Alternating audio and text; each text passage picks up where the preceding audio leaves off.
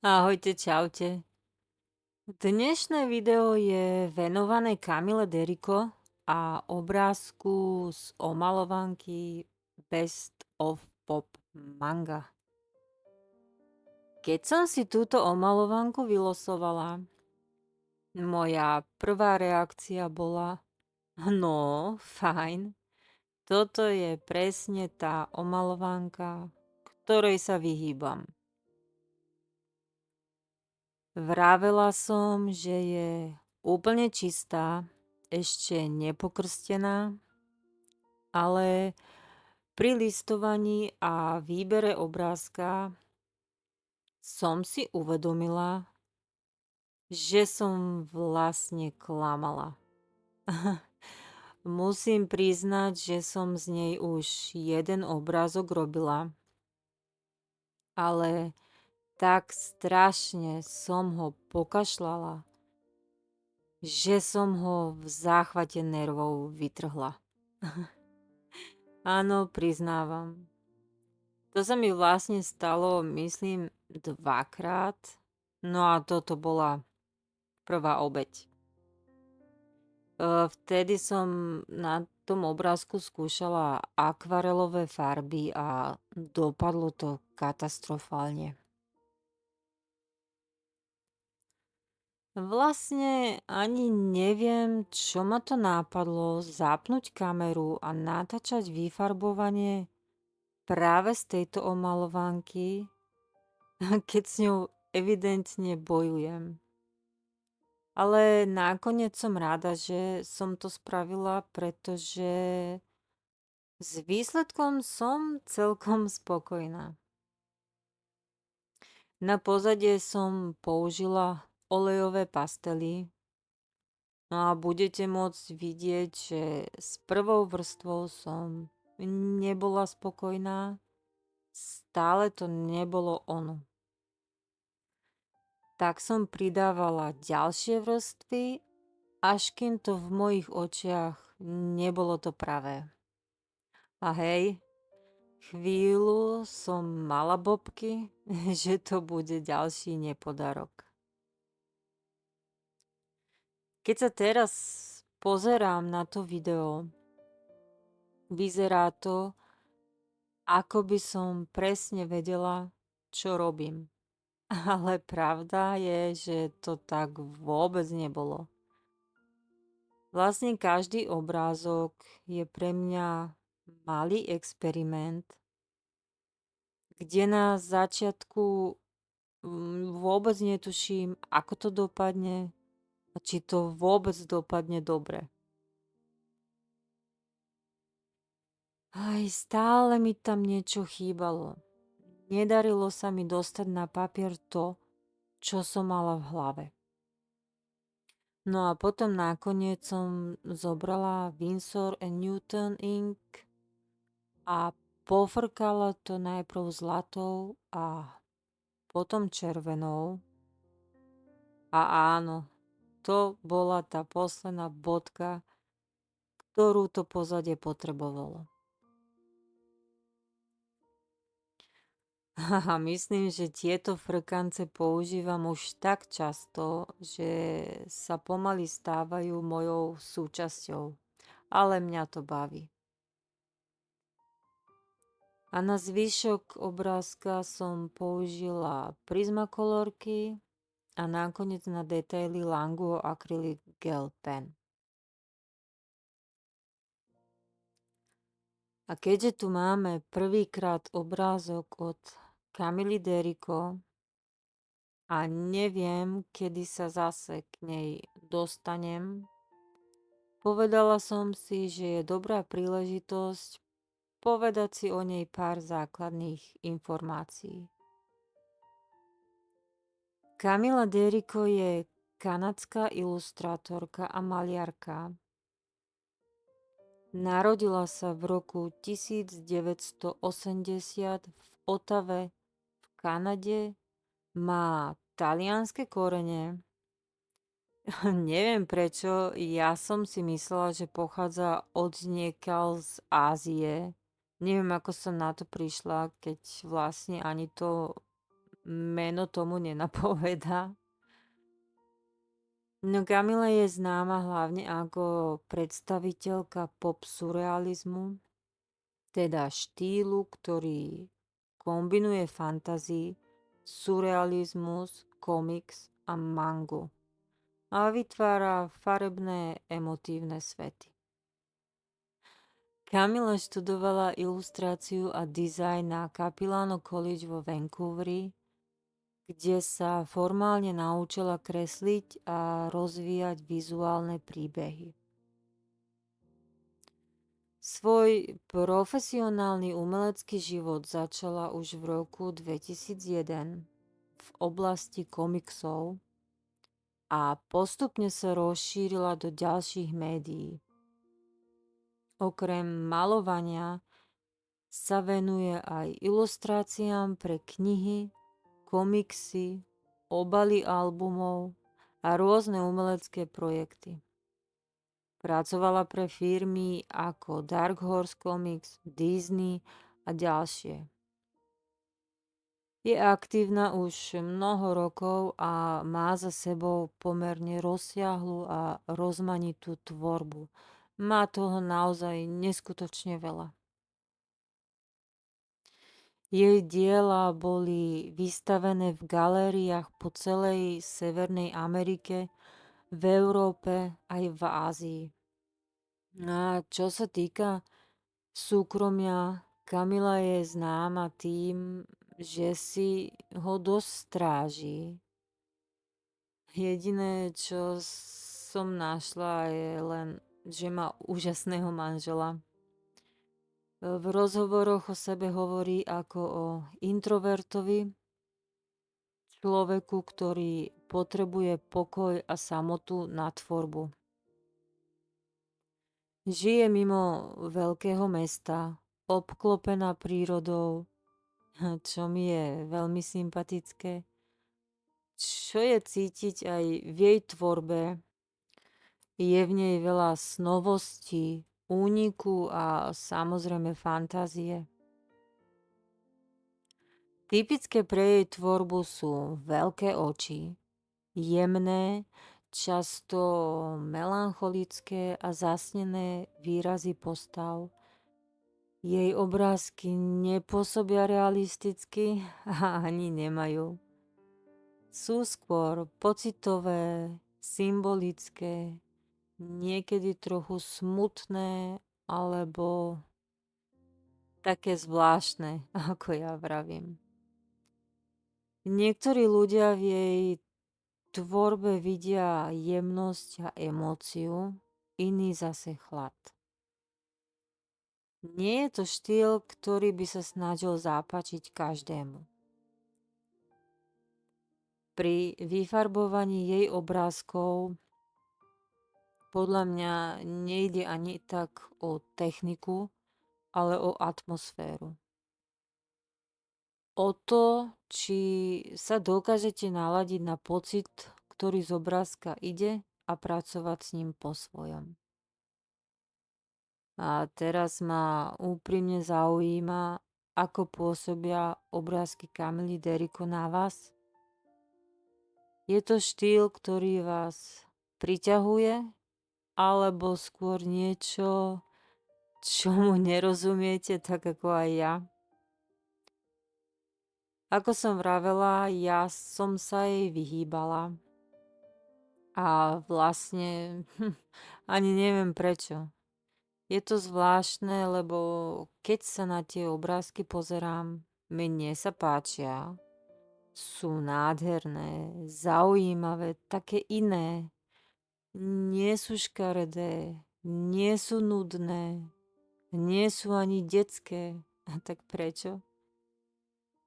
Camila Derrico má veľmi špecifický štýl. Je to zvláštny mix roztomilosti, smútku, snov a niečoho, čo neviem pomenovať, niečoho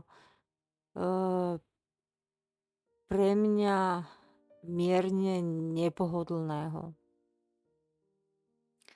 Jej postavy často splývajú so zvieratami, chobotnice, zvláštne tvory, ktoré sa motajú okolo hlavy, tváre a vo vlasoch, čo nemá byť ozdoba, ale má to byť vyjadrenie pocitu. Lenže ja som si uvedomila, že mňa na tom vždy brzdilo to, že som nevedela, kde presne ten obrázok končí a kde začína, že som často nevedela, kde mám vlastne začať. Neviem, čo je ešte telo, čo je zviera, čo je pozadie. A to je presne ten dôvod, prečo som sa týmto obrázkom podvedome vyhýbala. Nie preto, že by sa mi nepáčili, ale preto, že ma nútia pustiť kontrolu. Ja mám rada jasné tvary, čitateľnú kompozíciu, nejaký poriadok v chaose. A Kamila, tá ten poriadok zámerne rozbíja. No a zrazu mi došlo, že to nie je chyba obrázka. A ani moja. Je to len stret dvoch svetov. Pre niekoho je tento štýl vyslobodenie, nemusí vedieť, nemusí plánovať, len cítiť a vyfarbovať. Pre mňa je to skôr experiment. Nie je to komfortná zóna, to vôbec nie, ale zaujímavá skúsenosť. A vlastne je na tom krásne práve to, že sa nemusíme do každého štýlu zamilovať, aby sme ho vedeli oceniť. Stačí pochopiť, prečo na nás pôsobí tak, ako pôsobí. No ja Kamilu určite oceňujem. Jej tvorba je veľmi zaujímavá a výnimočná. A možno aj vy máte nejakú omalovánku, ktorá sa vám páči, ale aj tak po nej stále nesiahate a ani neviete presne prečo.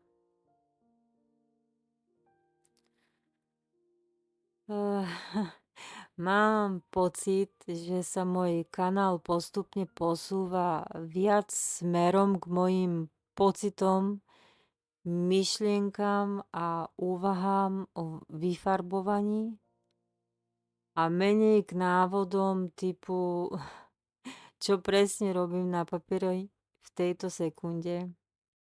Ale to som ja. Úprimne myslím, že som si tento kanál založila aj preto, lebo sa o vyfarbovaní nemám veľmi s kým rozprávať. Tak som si povedala, že budem otravovať internet svojimi myšlienkami a názormi.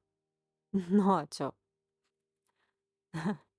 Nebojte sa, ďalšie kecalovanky budú zase odľahčenejšie a odpoviem aj na vaše otázky.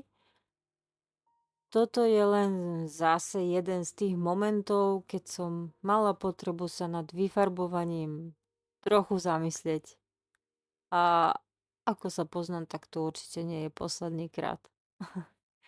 Tak nebudem do toho miešať už nič iné. A teraz už nechám obraz plynúť len s hudbou. Tak dúfam, že sa vám video páčilo, že som vás neunudila ani neuspala.